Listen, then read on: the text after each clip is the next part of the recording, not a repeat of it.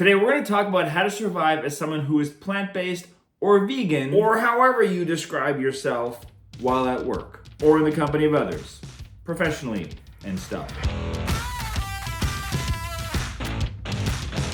Greetings everyone and welcome back to Plant-Based with Jeremy. I generally work from home, but even I have to deal with a coworker who is a hardcore meat eater.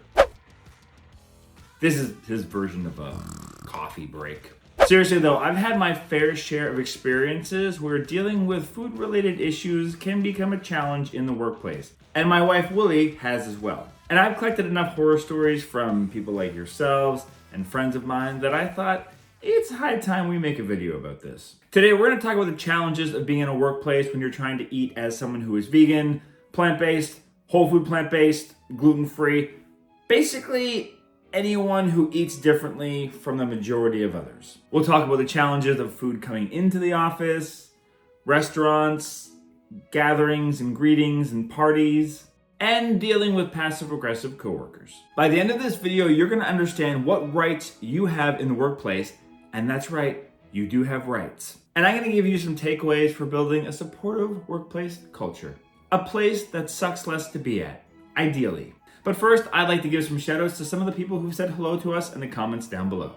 Beth Ann from Overland Park, Kansas. Yvonne from Clearwater, Florida. Tanya from Connecticut. Candace from Texas.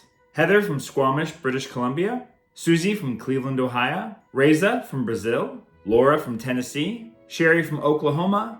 And Susan from Sweden. If you would like a shout-out, all you have to do is say hello to us in the comments down below. Let us know who you are, where you're watching from, and let us know what you think of this video and any experiences you've had in the workplace surrounding challenges like this. And if you want to bump up on that shout-out list, join us over at the Mighty Network for our members-only community, PB with J 2.0. There you get tons of awesome perks, but the best of all is a really supportive, inclusive community that can help you deal with issues like the one we're talking about today. And you can get it all for the price of a crappy cup of coffee a month. I hope you enjoy this video and maybe consider sharing it with some coworkers, viewers who might not quite understand the struggle that you're going through. But first and foremost, I want to talk about the thing that most people don't realize when it comes to eating differently in the workplace. A lot of people don't know this, but discrimination based on food choices is covered by employment laws in a lot of places. Obviously, we live in a complicated, weird world, and discrimination laws vary by country and region. But generally, they protect people who are being treated unfavorably for a variety of reasons. Anything from race, religion, gender, and yes, even dietary preferences. So if you feel like you are being unfairly targeted or discriminated against because of your food choices, know that you have some rights to protect you. And I know what happens. You might be the only person in this group. You don't want to make a fuss. You don't want to be that person. Look, I get it. It's difficult as it is eating however you eat, and nobody wants to be seen as the difficult one. And let's be honest, people that are vegan or plant-based are often put in that category. So a lot of the times we just want to be quiet. But it doesn't need to be that way. You can stand up for yourself without being that person. If your office hasn't done this yet, consider talking to the person who's in charge of human resources and have them do a poll where they send out a survey, maybe it's even anonymous, to every single person in the office to let them know what their dietary requirements and preferences are. This is something that we do in the film industry every time we have a new production, so we know what to order for lunches and snacks for people. And honestly, this should become a staple in any workplace when you're bringing a new employee into the office. But given the fact that we haven't done this in forever, it should be something that is just done blanket form now to set a new standard. The fact is that discrimination can manifest itself in a lot of different ways inside the workplace. Something as simple as being excluded from a team lunch because they think that you won't have anything to eat, all the way up to facing harassment or ridicule from passive-aggressive coworkers who think they're being funny. That kind of behavior can not only create a hostile work environment, but it can also impact your well-being and job performance. If you ever find yourself in a situation where you feel you're being discriminated against because of your dietary preferences, you need to seek out your HR representative. I know we always think that one person can make a difference and no one really cares what we're going through, but honestly, you working on these measures in the workplace means that people down the line don't have to. I know it's a cliche, but be the change that you want to see in the world. Now, I don't mean you have to get up on a soapbox and lecture your entire workplace. There's a way to do it quiet and respectfully. But don't just sit back and ignore it because you don't want to be that person. Be that person. It's okay. You're allowed to be you. And you legally have a right to a meal that you can eat when you're at work. So now that you know that, what next? Picture this. Your boss announces a team dinner to celebrate some form of measure of success that's going on at your company. Excitement fills the air until the dreaded question arises, what should we have for dinner? Cue the internal groans from you or anyone else who eats differently from the vast majority of the office. The struggle's real. I've been there. So here's what you need to do. Plan ahead. Hopefully you've already done that thing I mentioned earlier where the HR person in your office has everyone's dietary preferences. If you have someone in the office whose job is to plan work events like this, work with them, help them find restaurants that are inclusive to everything that is on all of those lists of people's various dietary requirements. And if that person doesn't exist in your office, ask your boss why that is and if you could help become that person. Look, it's 2024. My personal opinion is that any restaurant who can't feed anyone that walks through that door, regardless of what their dietary requirements are, deserves to go out of business. I'm sorry, they just do. It's honestly not that hard. And if you are a restaurant or business owner in the food-related industry, know this. It is lovely to have a Beyond Burger on the menu for people to have an option, but having only that is not really an option because there are a lot of people out there that don't really like to eat faux meats. They want to eat real, whole foods. You have a kitchen in the back, right? With food in it, just cook that.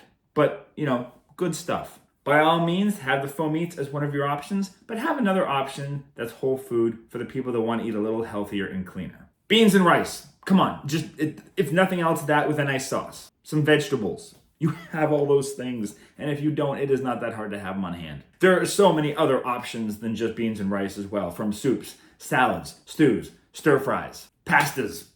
I could go on literally all day. And please include a significant source of protein. I know, there's protein in everything. But please don't be that place that thinks that white pasta and a tomato sauce is a complete meal. Do better. And if you're not going to a restaurant, but you're ordering in, that's even easier because you can arrange to order from various restaurants. Use apps like Happy Cow to help you find vegan or vegan-friendly restaurants in your area if you're not already familiar with them. But also let us know in the comments down below where you live and maybe myself or someone else watching this can help you find something. We're a big, awesome community here on PB with Jay. So maybe you're sitting there saying, look, I work in a very small office in a community that is a food desert. We don't have options. So here's an outside the box thought. Maybe have your boss come up with ways to celebrate that aren't food related. Poll the office and let everyone come up with suggestions based on all of the things you like. Another thing you have to consider when you're going to restaurants is that a lot of them think they're really, really good at having vegetarian or vegan options or gluten-free. But honestly, there's just a lot of laziness out there. And so you have to do your due diligence and make sure they actually know what they're talking about. I can't tell you the number of times I've been like 2 or 3 sips into a soup that's vegetarian in theory. And then all of a sudden I realize there's beef broth in it. And they might tell you, I can't tell the difference, but guess what? In a half an hour, my stomach does. Same thing goes with gluten-free and everything else. You just don't be shy about being that person when it comes to a restaurant. Legally speaking, they are supposed to have all of their ingredients and their menus available for people to look at. Even in fast food restaurants, especially fast food restaurants. You have a right to know what food you're putting in your body. And if it's gonna hurt you in some ways, whether that's an actual allergy you have or just your moral or ethical hurts and pains and things, you have rights. Another option for employers, consider including a food subsidy for your employees who eat differently than the rest of the office. What that means is if you're ordering in for everyone else and you can't find a place to order from for them, you give them some money. $15, $20, whatever the average price of a meal is. That's another thing we do in the film industry. There's always a food option available for you. If you think it sucks, that's fine. We'll give you a buyout. Let's talk vending machines. It's 2024. Why the heck are most options in vending machines still sugary, sweet, salty, fatty things? I understand that vending machines are designed for foods that are shelf stable, but there are some healthier options available. Even simple things like granola bars. Poll people around the office to see what they'd like to see in your workplace vending machine if you have one. Or consider adding a fridge of some kind that has fresh vegetables and whatnot, and let it be an honor system with people to pay as they use items. Just think outside the box. There's ways to do these sort of things in the workplace. Maybe they haven't done before, but we can do them now. It's important for you to also have a snack that you can get at work so you don't feel left out when people are taking a break. And speaking of breaks, even though I work in a small home office, I still need mine. And lately, I've been enjoying my break with a cup of mud. Look, I still love my black cup of coffee in the morning, but I wanted something in the afternoon that can do a little bit more than just what coffee can do. I wanted something that would help give me focus, a little bit of extra energy, and maybe even a little immune support. So my afternoon drink is now a cup of shrooms. It's mud water. I mean, what's in this thing? We got some masala chai, cocoa, lion's mane, cordyceps, chaga, reishi. Those are all the mushrooms, cinnamon, turmeric, and Himalayan salt to bring all the flavors together. You're probably thinking, all of those things sound great. A little bit of extra energy, immune support, brain stuff, great. But how does it taste? That was my concern too. So here's my honest first initial reaction, as well as my wife Woolie's. Tuna doesn't smell like coffee, but it's not supposed to. This is just plain on its own. Yeah, I taste the chai. The layer of flavors just builds and builds and builds. Huh, I like that a lot. Yeah, it just got layers of goodness in here. I'm trying mud water for the first time and it smells really good. And you don't like coffee? I do not like coffee. Yeah, no. It's got a nice flavor. It's like spicy, not like hot spicy, but like flavorful spice. It still has a bitterness, which I guess people who like coffee must like, because coffee is like more bitter. And I think I would put like a splash of plant-based milk in there. Don't mind the noise in the background. Jane's vacuuming. Doing chores. Good girl. Back to work, child! Since I've been using this, I found that I have a natural little uptick to my energy in the afternoon, and I don't get that brain fog by the end of the day that I used to. However you like to drink coffee, you can drink this. You can drink it warm, cold, as a latte. Throw it in your smoothies, throw it in your baking. And they also include a super awesome little frother to help you mix up your mud. If you are interested, check out my exclusive link down below to get some pretty sweet discounts. And who knows, maybe your coworkers will even be interested. And speaking of your coworkers, let's talk about the ones who might see your lifestyle as a way for them to be the office comedian. Let's face it, we've all been there. You're just minding your own business, eating a delicious plant-based meal or snack, and then someone comes along and says something like, "Hey, where's the bacon? How's your grass taste?" Cue the eye rolls and awkward chuckles. Step 1, set your boundaries. Let your coworkers know that you have a sense of humor and you're all for lighthearted banter, but let's talk about jokes that punch up and don't punch down. It's 2024. The office is no longer a place to make jokes that include discrimination. When those jokes come flying your way, be assertive but diplomatic, and if you want to have a sense of humor, let them know that you're enjoying your tofu latte. Thank you very much. And no, as far as I know, a tofu latte is not a thing, but they don't know that, and you can enjoy letting them be confused and thinking that it's just one more disgusting thing you're eating. Look, all joking aside, seemingly harmless comments like that have a lasting impact both on workplace culture as well as morale. Whether they mean to or not, they are making you be the odd person out. And even worse, they're passive aggressive in letting you know that your dietary choices are not respected. The reality is that it's bullying. It is no different than if they were to make fun of you because of your religion or any other thing that makes you different from the majority of people. For a workplace to function properly, it has to be an environment where everyone feels valued and included.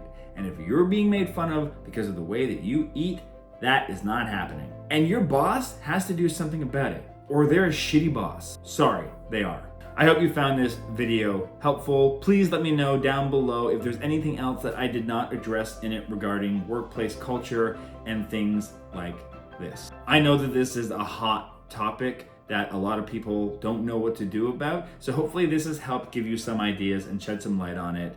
Have a conversation down below. I'd love to do a follow-up to this video if you think I missed any things that are worth talking about that I didn't include. If you're not subscribed to the channel, please consider doing so down below and like this video to share it with other people. And if you got a little bit more time, YouTube thinks watching this video next would not necessarily make you an unhappy person. Dare to make them wrong. Bye.